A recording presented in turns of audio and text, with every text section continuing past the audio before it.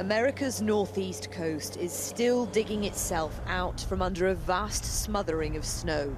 The blizzard may have subsided, but the effects are still being felt by these vulnerable oceanfront houses in Massachusetts. In many such areas, people have had to evacuate their homes.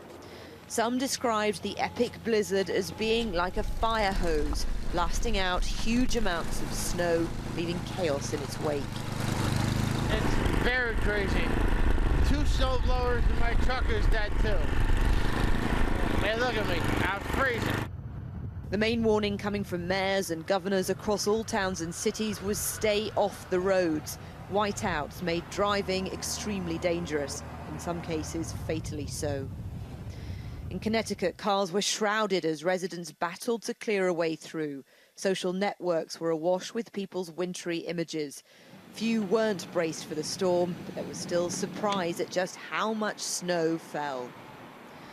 Boston's Logan Airport was forced to close after 95-mile-an-hour winds left flights cancelled and passengers stranded. Over 650,000 people were left without power. Massachusetts expected and got the worst of the snow. All traffic was banned from the roads. It's the first time the state has done this since the blizzard of 1978, which crippled the region. For the people of New York's Staten Island, still scarred by last October's Hurricane Sandy, this latest storm was a challenge they didn't need.